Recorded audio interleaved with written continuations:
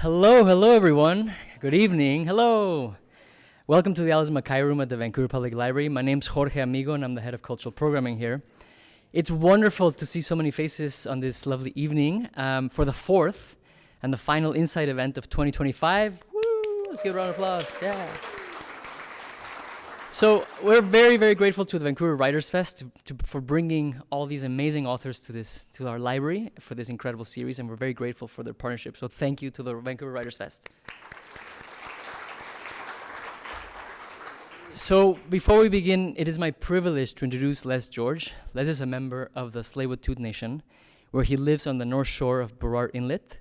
He is the grandson of the late Tsleil-Waututh chief Dan George and is connected through family to the Squamish and Musqueam nations. For 23 years, Les George was a First Nations support worker with the North Shore School District, working closely with at-risk youth and those with special needs. Les also works for Takaya Tours, and as a guide, he keeps groups safe as they paddle the Burrard Inlet and Indian Arm in replica ocean-going canoes or sea kayaks, while sharing Tsleil-Waututh songs, legends, and information about village sites. Now, Les is also an incredibly valuable and important person in our journey towards reconciliation here at VPL. If you don't know this already, Les was a 2023 Indigenous Storyteller in residence here at VPL, and his teachings continue to enrich our staff, our institution, our community, and deepen our understanding of what it means to live and work on these lands. So, Osiam Les, and please join me on stage.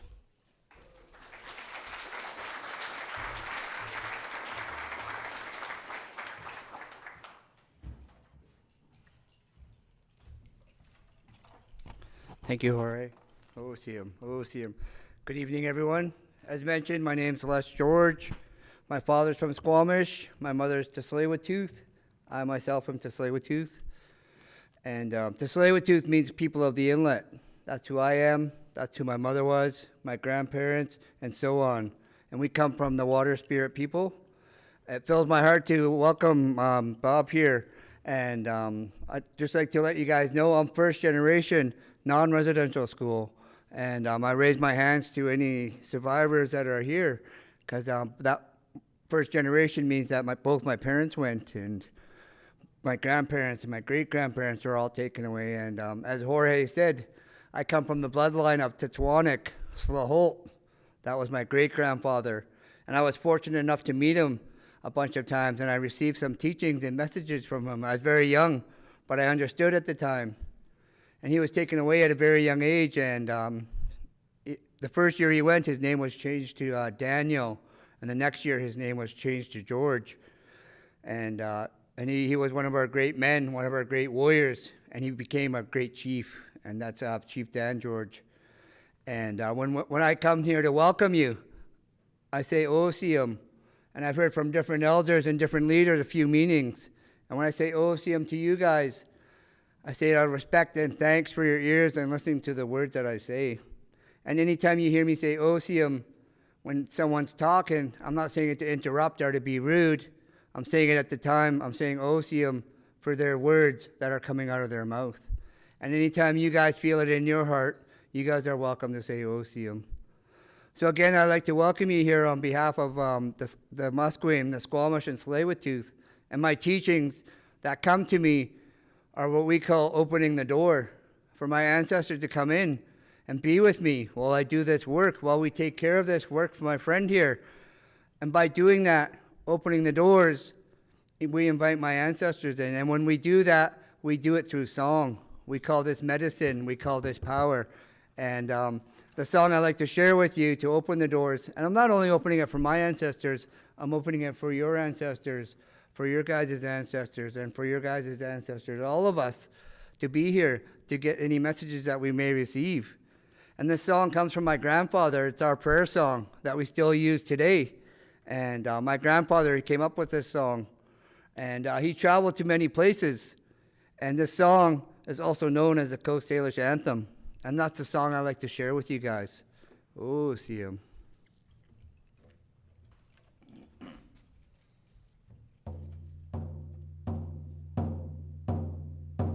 Hey,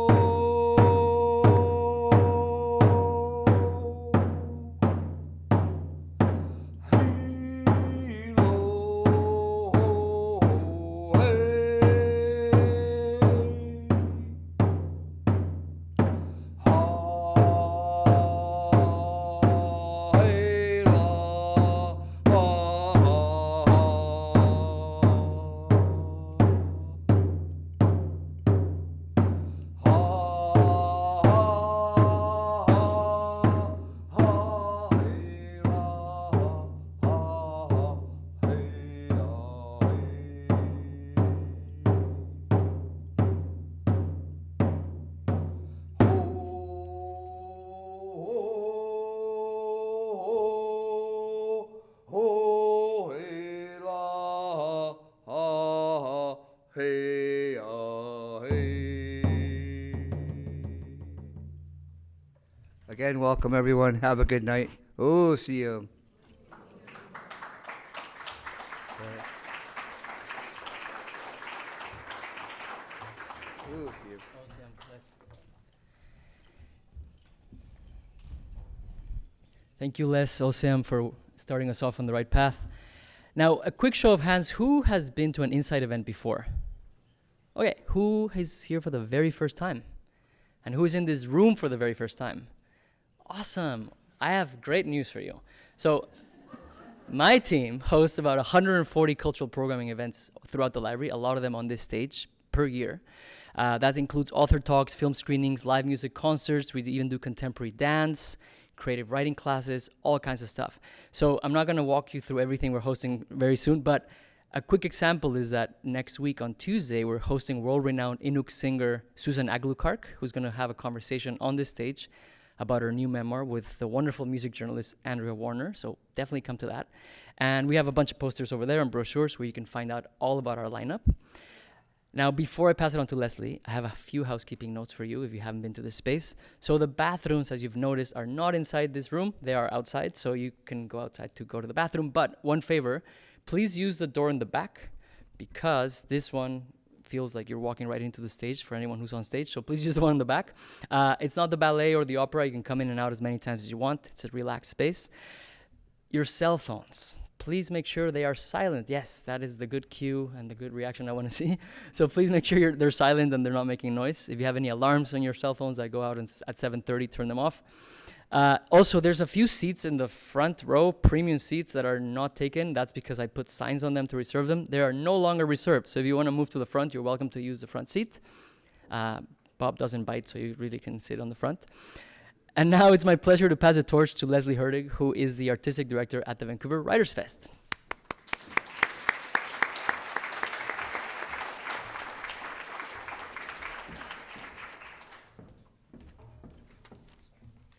Thank you, Jorge, and thank you to Les George again.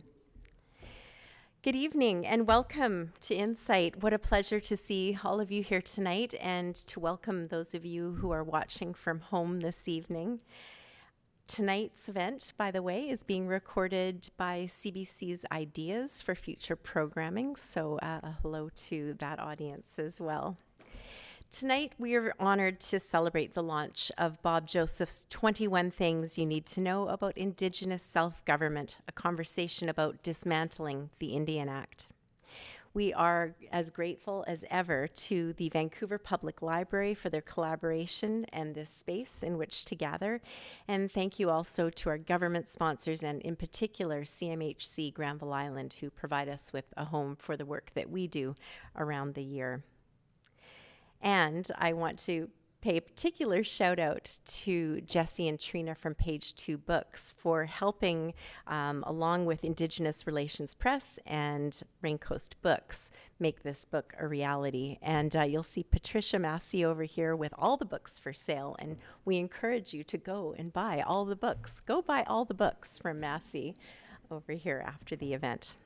For those of you who are new to Incite and to the Vancouver Writers Fest, this series now runs quarterly through the year, as Jorge mentioned.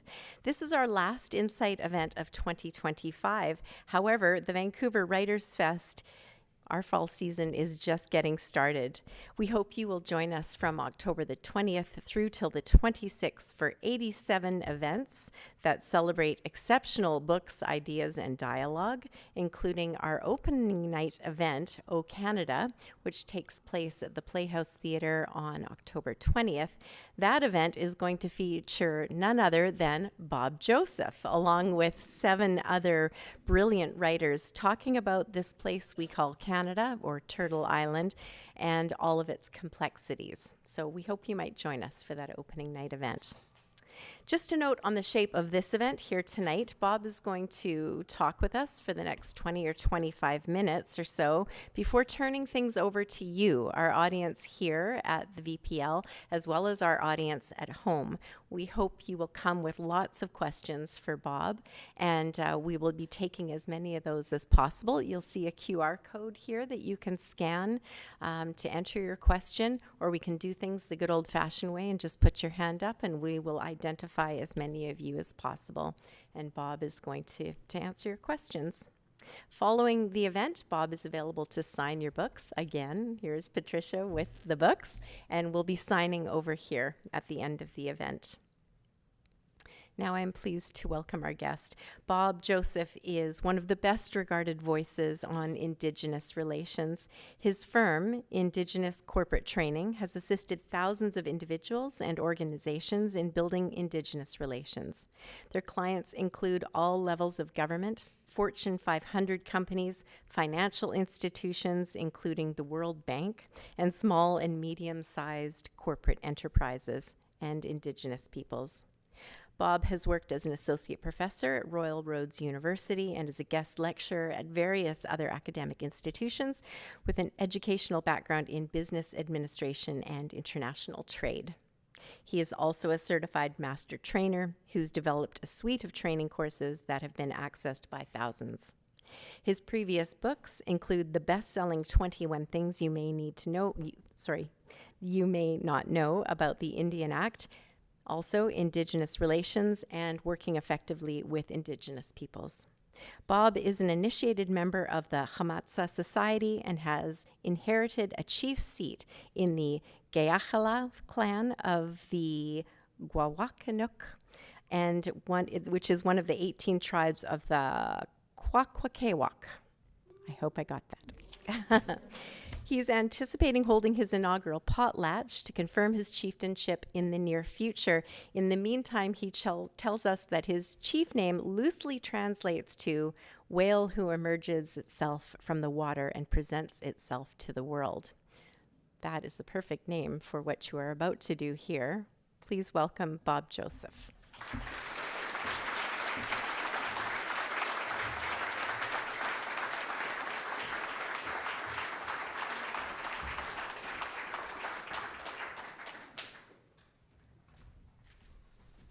All right, I always tell people you should wait till you hear what I have to say before you clap, but I'll take it. I'll take it this time. Thank you.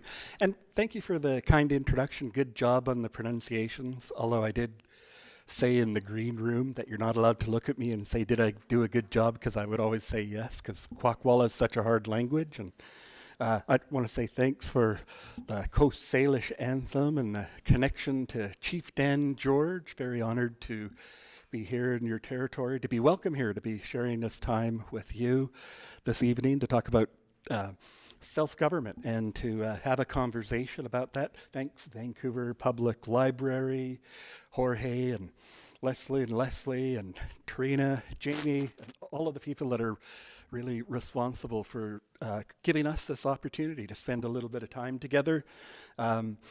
This is, unlike my first book, 21 Things You May Not Know About the Indian Act, this is more of a personal book for me. The first one was a blog article that went viral, and we approached Page 2 and asked Trina, could this be a book? And she very politely said, yeah, we get a lot of good writers, good technical writers, good storytellers, but most of them don't have what you have, Bob, which is a knowledge that people would be interested in learning and reading about this. We think you should publish.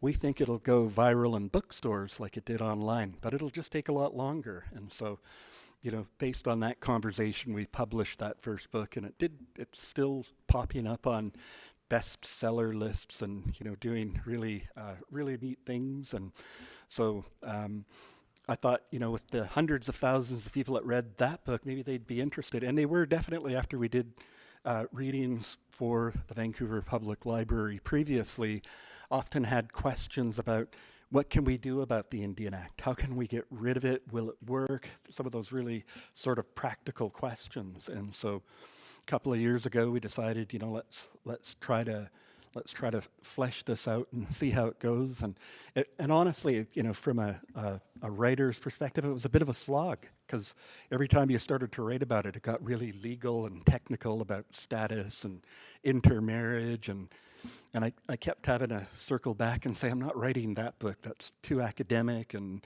you know, it's got to be more like the first 21 things, fairly straightforward, concise ideas. And as we were writing it, we realized that next year there is the 150 years of the Indian Act. It'll have been around for 150 years. It's one of the top 5 pieces of legislation, oldest pieces of legislation in the country. We were talking to Wedley D. Speck, and he was telling us that there's going to be a lot of conversation next year on the 150 years of the Indian Act and what to do with the Indian Act. And so we started to see an opportunity to really be a part of that conversation, and that's why we call it a conversation about dismantling the Indian Act, because it's actually a pretty complex process that needs to happen, but it has old legislation, constitutional commitments, and all kinds of things going on with it. So we're looking forward to the conversation. This is the QR code. You're welcome to scan it. You can enter your questions there, and we'll have moderated questions at the end. They'll just be coming through this Slido app that hopefully you'd feel comfortable asking your question there. And that's not my status card number, by the way. Mine starts with a 6. I'm just going to throw it out there. And I think it's down arrow. Perfect. So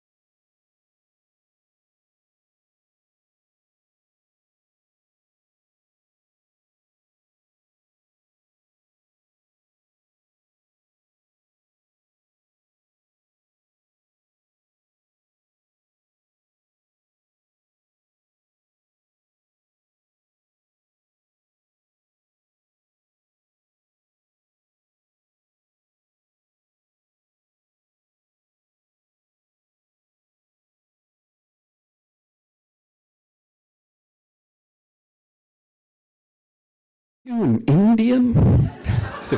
I said, you can call me that. You can call me, yes, yes. He said, do you want a tour? And I said, I would love one.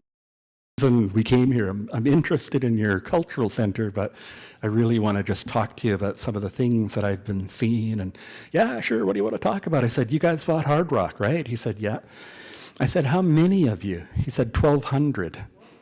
And I thought, okay, 1,200 people. You know, Rod and I come from a little band with less than 50 people. And that's what I said to him. I said, hey, if we could do what you've done at scale, 50 versus 1,200, I think we'd be pretty happy people, right? And so how did you get to Hard Rock? And it really resonated with me at the time. He said, you know, in 1982 or 1983, we were sitting around the tribal council table and we were talking about Indian affairs and the legislation that governs them in the United States. And what we all realized was that if we wait for the Department of Indian Affairs to look after us, we're not going to make it as a people. We were talking about cultural survival. And so he said, based on that conversation, his words, we decided we're going to get in the game. And I said, what's that mean? He said, well, we need to start looking after ourselves again. We always have. We did before contact. And down in the States, they call it a Bureau of Indian Affairs. We have a department. And we always did that. So we just needed to go back to that. And he said, based on that, we started a bingo night. And it was pretty successful. So we ran it again and again. And then we realized we could probably do 2 of these. And before long, we were running bingo 7 days a week. And actually, it was doing what it wanted to do for us, which was this idea of self-determination, right? It's looking after yourself, self-reliance, self-governance, self-determination. And then one day we saw a bingo palace just down the road come up for sale. So we bought that one. Now we're in a little bit bigger. Then we found another one and another one.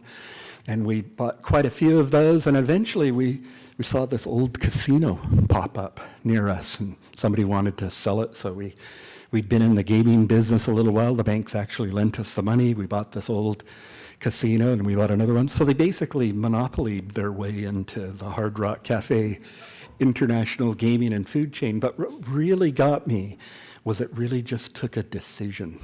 We just got to get away from this system that's currently governing us. And so I was trying to think, how could we do the same thing in Canada? Because it really is, the Indian Act, if you read the first book, really governs your life from birth to death. It actually is a whole system designed to keep people in a certain place. They can give it all up, but they have to give up their identity if they want to give it all up. And so it just had all of these challenges.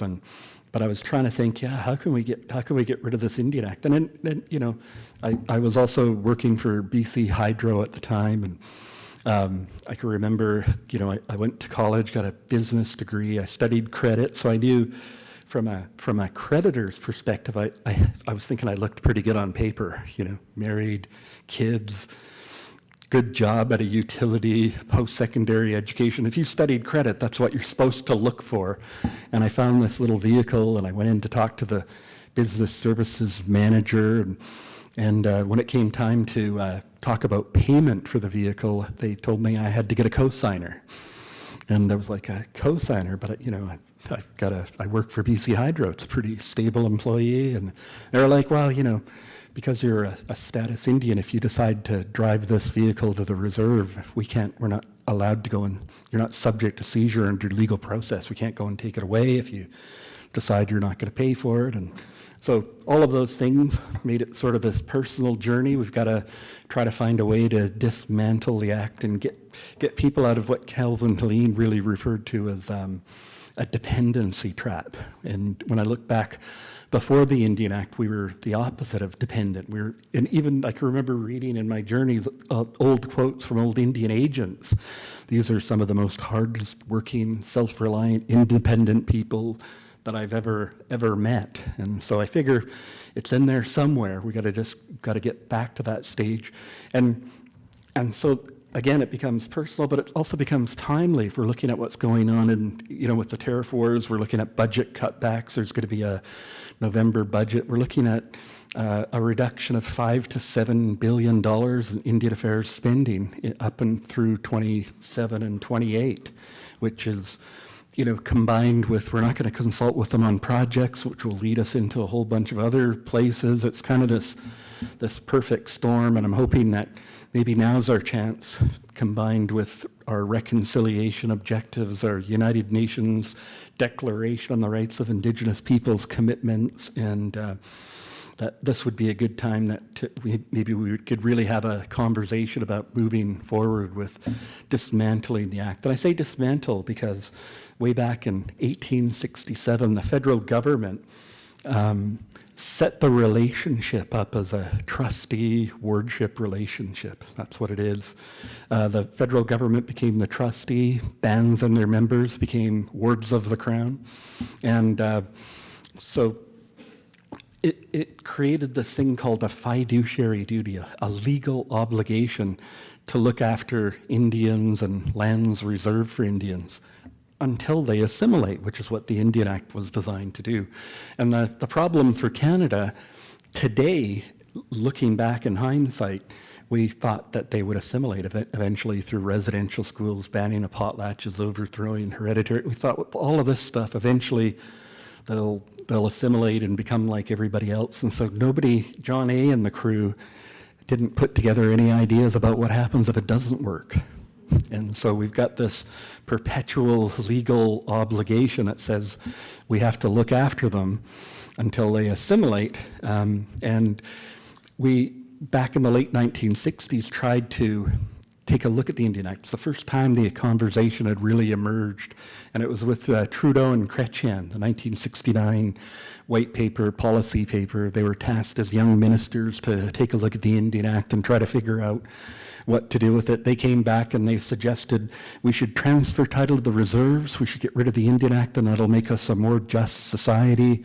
And the chiefs at that time rejected it, even though it's where they want to go. That's where we want to end up, is in that place. But they rejected it largely because what they felt was we're just going to be cut loose at this period in our history with no ability to pick ourselves up and look after ourselves.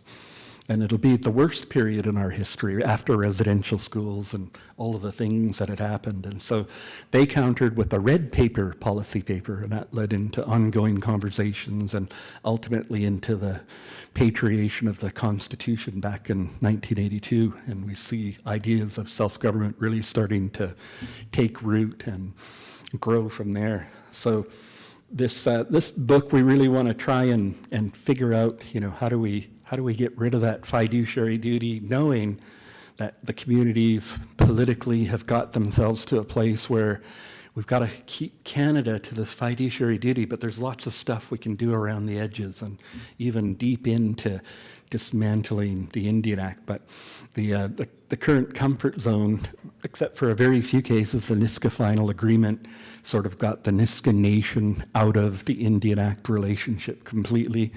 If you're not in that position, though, a lot of people are saying we need Canada to maintain its fiduciary duty, its legal obligation, but there's certainly a lot we can do around the edges to really make a big difference and start to dismantle the Indian Act, getting rid of the subject to seizure under legal process for individuals. Those are all very workable policy ideas that can go forward.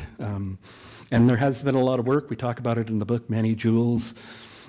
We talked to Manny, and he's been working on a First Nations resource tax that would be applied to their traditional territory or treaty territory, not just their reserve lands. And he's been trying for a few years now to get legislation passed through Parliament to provide that opportunity to First Nations to, instead of waiting for declining funding from Indian Affairs, to actually have a periodic stream of payments that they can use and access capital markets and deliver healthcare and housing and education programs and all of that kind of stuff. So that was interesting to see some of that. It would also solve many of the other problems that we have. We think about missing and murdered Indigenous women, for example. That has the Indian Act genesis. We think about, the cause. If we go back, it's the chronic underfunding of housing on reserves, lack of clean drinking water,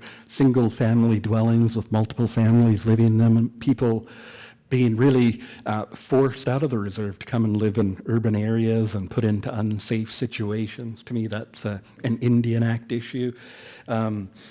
Gender equality, pay equity, lack of economic opportunities. We talked about the ability to access capital markets and not being subject to seizure under legal process. And then, the last one that we talked about was the hereditary versus the elected. And I should say, I'm pretty biased on the hereditary, Chief. I'm set to inherit one from my dad. I'm going to give it to Rodman if he wants it one day. Oh, sorry, he told me I'm not allowed to call him out like this, Farrell. My brother Farrell's here too. But he definitely read me the riot act after our Victoria talk. Don't call me out. So the kind of governance that we're talking about, and you'll see a quote very early on in the book, is the Indian Act has really been a process where it's everything about us without us. And the Indian Act is sort of the opposite of that. Everything about us with us. We need to be involved in all of those kinds of decisions. And so that's really the movement when we start to talk about self-government, what it means to be self-governing, some of the ideas that flow into that. Everything about us with us, which is going to be good. We're going to see the $5 to $7 billion in budget cutbacks. That's going to be done without us. The major projects, we're going to do that in the national interest, probably be done without us. So we're still wrestling, some uphill challenges. And if I were talking like a financial person, I would say it's going to be choppy seas and strong headwinds for the next 3 to 5 years when it comes to sort of Indigenous issues in Canada. And so the some of the other things, the duty to consult, like I say, I think this the major projects, the national interest, we're still seeing not much of a response to calls for better consultation on major projects. And I really think that the national interest gives pretty broad sweeping powers to the federal government to approve stuff with not a lot of consultation. And it makes sense why they're doing it. But I also figure, back from my working for the Crown here in British Columbia, that there's been a lot of legal conversations going on behind the scenes. We'll be able to push it through, but we'll probably take lumps 3 to 5 years from now in the courts, and the courts will start ordering payment and compensation and those kinds of things. So I think, that would be a prediction that I would have. But the consultation stuff really comes from Delgamuukw and Gisteway, a couple of hereditary chiefs from the Gitxsan and Wet'suwet'en. They were suing the provincial and federal governments over ownership of land here in British Columbia, 57,000 square kilometers.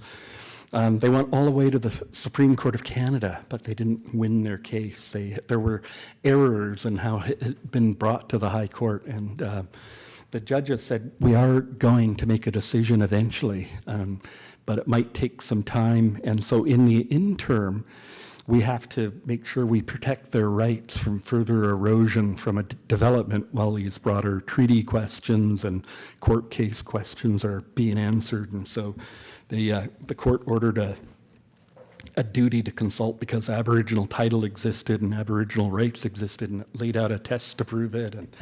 And said it's not going to be resolved now, though, but in the interim, we're going to have to go talk to them before we develop so we don't take away the rights. The worst view of the High Court back in December of 1997 was that we get to the end of a court case like the Tsukutin decision, and there's nothing, they don't have any rights left because it's all been made into privately held lands or given to mines or forest companies or any of that kind of stuff. So that's the duty to consult. The Crown has the duty, it's a lot of the court cases that we've seen really have been what lawyers would tell you are adequate and meaningfulness of consultation cases. Have they been adequately and meaningfully consulted. So you hear a lot of that language mixed in there.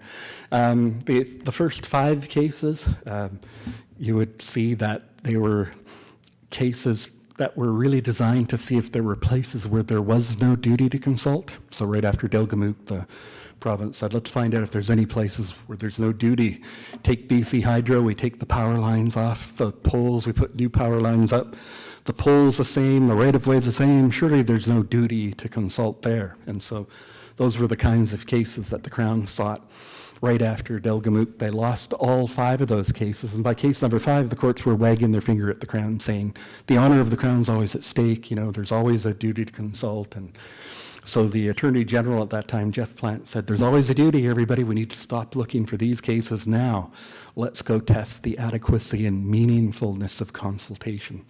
In every policy, every regulation, every piece of legislation, we're going to test it all. So there have been probably just over 200 cases like that since Delgamuukw and those original 5 cases. And Mr. Plant would tell you there's a lot of legal direction there. You should use it to guide your consultative efforts. And I don't know what's going to happen to their title. And that's been the interesting development in the last year. You would have heard court cases with the Chemainus claiming Lulu Island and parts of Richmond.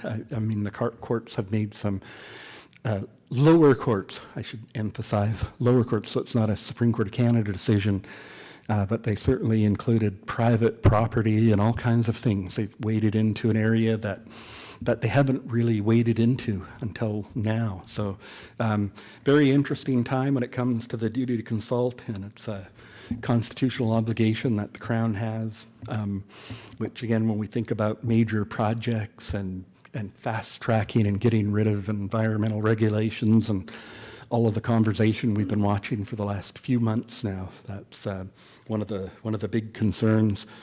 When we talk about Indigenous self-governance,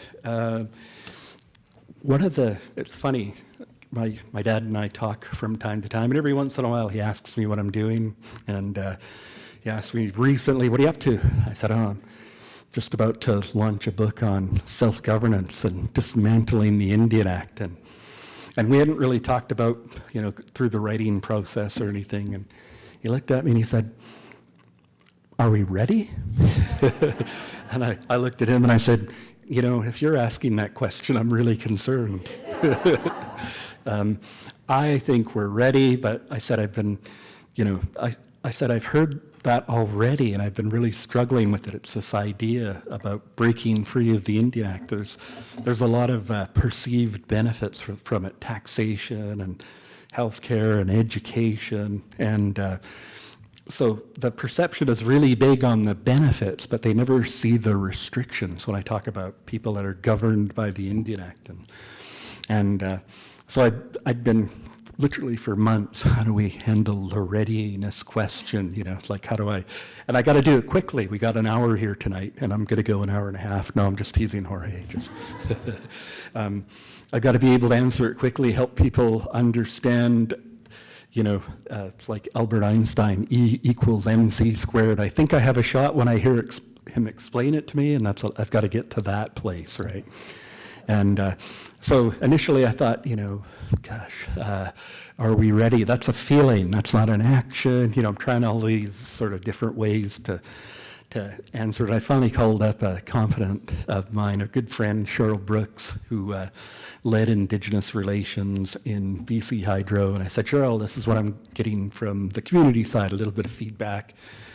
I said, how would you respond? And she said, Bob Joseph, we have been self-governing for about 10,500 years. She said, I'm not really sure why we're asking that question. We're still governing ourselves. Even though the Indian Act's there, we have fisheries programs and guardian programs, and we're doing it, she said, So I was like, ooh, I feel better.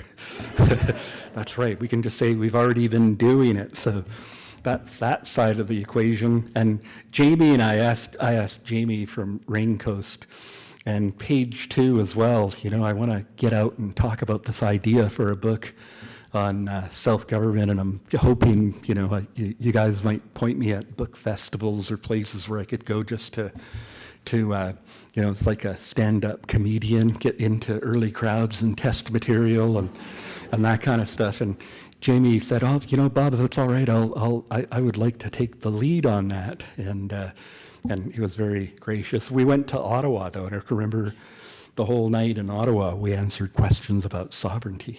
And it was the same question. So when they get these countries within a country, just over and over and over again, and that was the other big challenge in writing this book.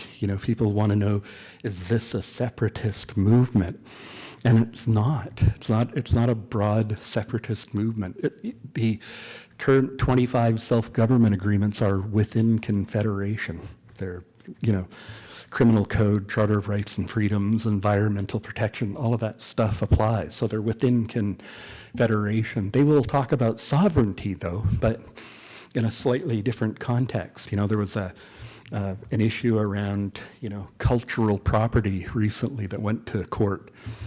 And the judge probably pointed it out best. I was just kind of looking for ideas again. He said, I'm not going to get into this. This is something that you have to, we're not going to decide between Rod and Farrell who owns a mask. Oh, called him out twice now.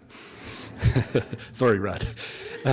We're not going to decide, I'm not going to decide this. This is like an internal thing. And so, when we think about sovereignty, that would be a notion of sovereignty, food security, cultural survival, language, children and families. They want a say in all of that stuff rather than somebody telling them or apprehending children or those kinds of things. So a little bit for you just in terms of self-governing communities. Like I say, there have been 25 agreements. It's not enough. There's over 600 communities. We've got to be able to move faster. I think it's time. I think Canadians feel like it's time to move beyond the Indian Act. And in the book, we use the expression, it's an albatross around reconciliation, to have that continue to be there.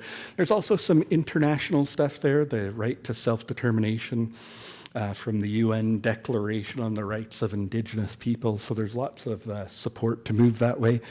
Self-governance benefits Indigenous peoples and non-Indigenous peoples. Just think, if we were self-governing, we wouldn't end up in a Wet'suwet'en type situation, and we'd save on that project $30 billion. On TMX was another $30 billion. I think it would just benefit us to help communities get organized in a way that is something that they really wanted to do. And that could still be a band chief and council, but it would be a band chief and council that they've decided they want and that is responsible to them and not the Department of Indian Affairs. That would be the big distinction. Some of them may want to go back to hereditary chiefs or a blend of hereditary chiefs and elected chief and council. There's lots of different approaches, and so we talk about that a little bit, about the cultural diversity and regional differences of different communities. They're all going to want different things. We'll see very common elements, but they may not all look exactly the same,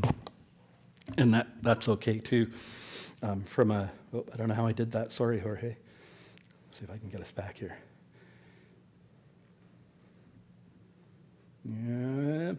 I'm going to go right here. This looks like a good slide. And I feel like I've talked too much anyways. And I did get how many? 20 minutes? 7 minutes left. What? Oh, wow. Okay. We got 70 minutes left. That's what I heard. All right, I'll take a few questions. Yeah, thank you, Jorge. Thank you. Yeah. Oh, yes, please. My husband and I watch a fair number of important programs on ABTN, Right. which sometimes get moved to other channels. They're picked up, which is also a good thing because they reach a greater audience. Yep. It's so frustrating to see programs from communities struggling in, say, northern Manitoba or northern Ontario with water or nuclear waste, and on and on and on. And what is the problem in the federal government that they don't want to help? I mean, I kind of alluded to a possibility earlier where they just want the people off the reserves, ergo they will assimilate.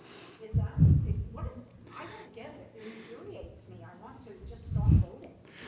Yeah, don't stop voting. and we need you to be part of this conversation. You're the kind of person that we really want to see say, what are we doing about this? We can't just let it slide. And we should really be doing something about this. Decades of forked tongues coming from the federal government just infuriates me. Yeah, and so in terms of drinking water, the Indian Act is the source of that problem. We needed to, I think about the Lower Mainland, Fraser Valley, Stala. We talk about good farming communities. Well, they weren't farmers; they were fish people, and so in the 1840s and 1850s, we started pushing them out of the prime farmland, putting them on reserves like Chehalis, away from the farmland and on rock outcrops and that kind of stuff. So the Indian Act is kind of the source of some of the drinking water problems. We're going to relocate them, and that way we could develop lands and resources while they assimilate. And remember, if they assimilate, there'd be no treaty obligations, there'd be no need to do new treaties. All of that disappears. The problem goes away, but we didn't really plan for an idea that if we put them on separate lands and under separate laws than everybody else, that they wouldn't assimilate. We didn't see that as being probably the biggest impediment. And so now we've got these communities, they're in tough locations, so it's going to be hard to get the drinking water. And so what we really need to do to dismantle the Indian Act, get out beyond the Indian Act, and in some cases they're going to have to go back to more maybe traditional lifestyles. There might be some people that want that. In a lot of cases, a lot of their community members are in urban centers, Winnipeg, Manitoba, they've gone to central places because there's not enough room on the reserves, and so we can look for lots of things to do there for people in community, help them with employment and procurement, and get them involved in the economy. And so I think those are some of the things that we could try to do as we dismantle the Indian Act to solve the problems. And the real hang-up is Canada wants to get rid of the fiduciary duty. And it's funny, I put this book out and I got this guy who sat on a 19 years of negotiation in Manitoba. He said, I was sitting on the province side. And he said in his email, I want to talk to you because for 19 years we had to fight the feds from trying to offload the fiduciary duty. And if you want to talk about it, I'll talk to you about it. And I was like, yeah, definitely. So I haven't met with them yet, but that's been the big problem, really. We're just trying to, the federal government has an idea of self-government, and it's to remove the fiduciary duty, which nobody's really gravitating to, and we have to find solutions inside of that boundary. So, question.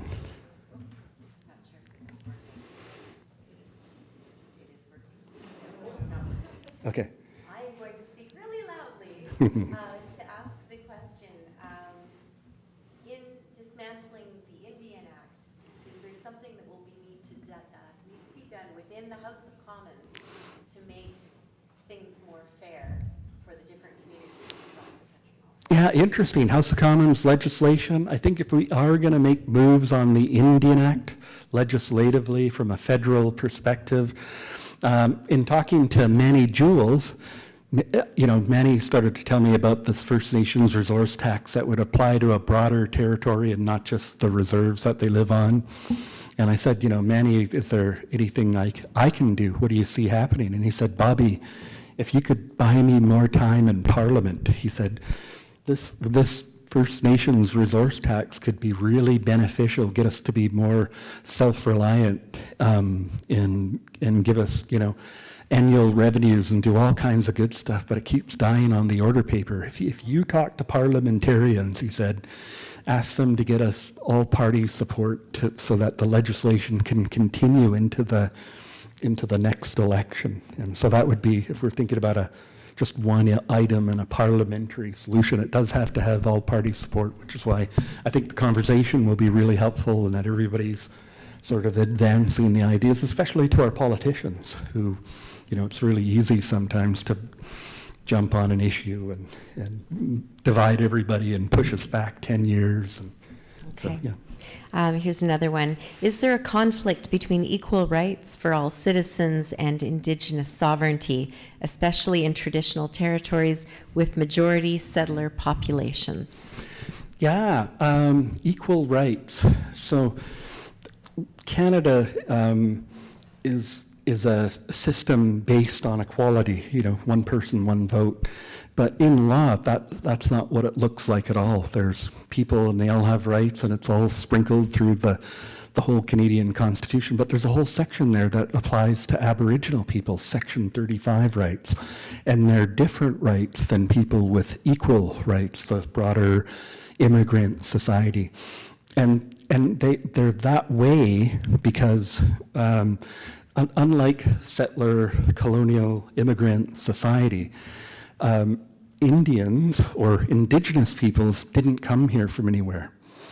They're either the Stalo people here on the Lower Mainland, or there is no other place in the world where they'll find that. Where with a lot of the other cultures, Italians, Irish, all of the different nations of people that have come here, there is a cultural diaspora somewhere else. So Canada really took that into account in patriating the Constitution. And we actually consider ourselves a very forward-thinking, broad human rights country. And so we created our country, patriated the Constitution in a way that would allow for this difference. Most everybody else came here from somewhere. These people were here, and we have to figure out how to let them be who they are here for as long as they want and for as long as that's possible. So that's the equality conundrum. One person, one vote, definitely they would like to vote and do vote in federal and provincial elections, but there's those constitutional legal differences that really do make things separate. And think about something like sports fishermen. They, an Indigenous person has constitutionally protected rights. A sports fisherman doesn't realize they only have a privilege to fish granted by the Crown, so they would have hang-ups. Well, why can't they just be like everybody else? Well, because we're a human rights country and we did all of this stuff. So, it's what they want, but it isn't what we have as a society. That's the equality conundrum as I see it. Good answer. What self-governing Indigenous group is most inspiring to you, and what can be learned from them specifically for others wanting more sovereignty? I think, the Seminole tribe, for me, it's a decision. We just got to make the decision to move beyond the Indian Act. And partly why I'm here with you this evening is that I hope you can support that and see the benefits and the opportunity. And Chicken Little is going to tell you the sky is going to fall if we do this, and I'm just here to tell you that it's not and give you some ideas about the sky and what underpins it. So that, I think you look at, we have already some great agreements. The Niska Nation were able to break free of the Indian Act, and they've just announced a major LNG project, so they're on their way to self-reliance. The Haisla done some pretty amazing work. West Bank First Nation has over 10,000 non-First Nations people living on their land paying taxes to West Bank First Nation. We never hear anything about them. Like, it's rare to get a media article. And to me, that's like the acid test. We don't hear about Niska, West Bank, some of these other communities. And if you wonder if it can work, that's your test. That's the answer to your question. Is it can work, and the way we know is we don't hear anything about it. And so that, I think, is a good one. We got a hand up here. Is that okay to ask a question? Yes, as long as you repeat the question back for the whole audience. Perfect, Thank yeah. So really short and loud, and then I'll repeat. Right. We live in the downtown east side. Yep. Here in Vancouver. The majority of the unhoused people in our community are Indigenous. Mm-hmm. It's heartbreaking, and it's a national embarrassment that we have so many people without homes. Just listening to you speak, I think that it sounds as if more self-government will help with that problem. Would you please comment on that? Yeah. So I'll give you a good example. The question, thank you. And I won't use your name because that would be the third call out. So the question was about unhoused people downtown Eastside being largely Indigenous, and that maybe self-government could help with that challenge. And I think that it can, just personally, and I'll give you an example. I was talking to a treaty group one time, and they were getting close to ratifying a modern treaty here in British Columbia. And, they asked me if they felt like they had a good deal. And I said, I can't tell you. I said, first of all, it's a formula-driven process, so I have actually a pretty good idea what you're already going to get. So let me tell you, you're not negotiating. You're going to get cash and land. You can have all cash, all land, or a combination. So you're not negotiating. Somebody somewhere has decided on a number. And just to answer your question on housing, I asked the treaty negotiators, I said, so how many people you got on your band waiting list for housing right now? And they said 187 or some number close to 200. And I said, okay. So given your size, I estimate you're going to get about 50 million in cash and then some portion of land.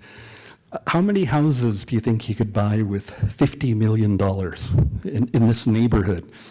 And they said, well, a cheap one might go for 750, and then the ones around the golf course are all 1.5 to 2 million. And I said, so that's your answer to your question, if you think this is a good deal. And they said, well, what can we do? And this is where I thought, like the Seminoles, we just got to break free. I said, I'm going to answer you. That's what I said to them. I'm going to answer you, but you got to let me finish talking. I'm going to talk for a little while. The more I talk, the more sense I'm going to make, but you got to let me finish. And so they said, okay. I said, what I think you could do here is, first of all, you don't need to wait for this one big thing to come and save you. It's part of your problem. You're hoping somebody will save you. The Indian Act is not designed to save you or help you. It's designed to get you off the list. That's its job. It can never change. And so when you can agree to that, when you can acknowledge that, it opens up the possibilities. I said, one of the things you could do is you could start buying houses. Don't wait for the housing. If you do get housing dollars, don't buy them on reserve. Start buying these houses. Do you think you could do that? And they said, yeah, we've already bought a couple. And I said, well, you've got an employment center that helps people get employment and trains and educates. You can help place them into meaningful employment. You could buy a house. You could put them into that house. You've got a lot of potential people to rent your properties already. They can be your people. And once you own that house, they'll help you pay it off. And eventually, like other Canadians have experienced, you'll start to gain equity. You can pull that equity, you can go buy another house and find another house for your people to go into. And you could start to do that. And I said to them, with your 7 generations thinking, like, look at what Warren Buffett did in a year. If you guys could hold to the idea that you're willing to buy real estate out in the fair market, real estate realm, you could own this whole valley in 7 generations. You literally will, because you're going to hang on to that real estate. Your people are going to pay for it. You're going to do amazing things. But you just got to decide to do it. I said, the next thing you could do, a lot of us are, I'm 62, just turned 62. I run a business. I got great people working with me. At some point, though, I'm going to want to maybe move on and golf a whole bunch more. And I said, there's lots of businesses like that around you. There's a sign business down the road. You could buy the sign business. You could put your people in it through your training and education institutions to help give them jobs and train them and run your business and make you money, which you can use to buy more houses and they can use to rent your houses. I think the housing problem is within your grasp, and with your 7 generations thinking, you'll own the whole thing. I said, that's what I think you can do. And I reiterated, though, but you're waiting for somebody to come and save you. That's the problem with the dependency trap that you're in. And we need to get you past that. You need to say, it's not here to help me. It's not beneficial. And to do like the Seminoles, okay, we got to get in this. We just got to get into this game and start doing like other people. And it's not something they haven't done before. I told you when we first started, they were incredibly self-reliant, self-determining, and self-governing before the Indian Act. And so that would be a good message. And around homelessness, for sure, I think we could do that. We're multi Yeah, and the downtown east side, they're there because there's not enough money for housing and Indian affairs and clean drinking water, and so it's not just, it's not just the local nations. There's people from nations all across the country. Big urban centers become the Yeah, yeah. we're basically a multi-nation reservation. Reserve. There are reserves in Canada. She said reservation, but yeah. No. We're just, nation and reservation rhyme. Okay. But Good communication too, by the way. I'm just going to throw it out there. we're a multi-nation community. Yep, for sure. Yeah. So there you go. And question here? Okay, I've got time for a couple more here. The Indian Act covers Canada. Is there a vision, motivation, and coordination across the 600 plus nations that you can note that would be party to this dismantling? So how do you organize? I think that's the best question of the night so far, and probably one of the tougher ones to answer. So there's over 600 nations that are currently governed by Indian Affairs bands, which means they get money from Indian Affairs to run their governments. You're allowed a band chief and council member for every 100 members. You got 200 members, you got one chief, one council member. You're elected by your people for 2 years, or 3. In some cases, they have been able to make small adaptations recently, but you're accountable to Indian Affairs. So I was telling my gang just the other day, we'll know this book is becoming a meaningful conversation when the band chiefs start to get interested in the conversation and wonder if I know what I'm talking about, because that's who we're talking about, the band chief system. Currently, it's everything about them for Indian Affairs. If they could shift to everything about them for the people that voted them in, that would be a better model of governance. But yeah. Why do you think the federal government is slow to make even small changes to the Indian Act, for instance, the name? Well, legislation's really hard to I can't make excuses for them, but it obviously, it becomes a very slippery slope if you're the government and you're trying to tackle Indigenous issues of any kind. So having not ever been a non-Indigenous federal politician, it just looks like a slippery slope. I'm just going to throw it out there, and there would be a little bit of nervousness about wading into it unless you have to, which just seems to be what it takes. Yeah, that's fair. Here's a good one. What can non-Indigenous people do to help support Indigenous self-government? I think probably the main thing, and I'm really glad you took the time this evening, and I know there's 400 people online with us here as well. We're hoping that you would take the time to understand what it is that we're talking about in terms of dismantling the Indian Act, getting on board and supporting the broad notion. It could be the smallest thing. A lot of times people are able to talk about Indigenous peoples and issues without ever being challenged. Uncle Farrell or whoever that is. And what I would say is, if you think it's safe, you should challenge them. And it doesn't have to be aggressive. It can be, Leslie, I hear you, but I've also heard it talked about like this. Sometimes just a little challenge to a school of thought that's never been challenged in the family grouping or that would be the kind of small step that we take. Obviously, you can write letters, talk to your members of parliament and your senators and your members of the Legislative Assembly, because I do think self-government would benefit Indigenous peoples and non-Indigenous peoples. What we really need for major projects or anything we want to do in a resource developer country is economic certainty. And as long as the Indian Act's there, it's fairly uncertain what the future would look like. So it can be as small as just challenging Uncle Farrell. He's always been able to say at the dinner table at Thanksgiving, they don't pay taxes. Let's just say, I hear that, but it's not all Indians. In fact, the Métis are never eligible for taxes. Just something like that could be a big important thing. Radio talk shows. We give you a few ideas in the back of the book. And if you're a big social media fan, you can hashtag, Beyond the Indian Act or other things like that to keep the conversation going. Well, a book like this goes a long way in explaining to Uncle Farrell what's what. I would say it's another reason why it's a wonderful thing that you've written this book and that we can all take a copy home.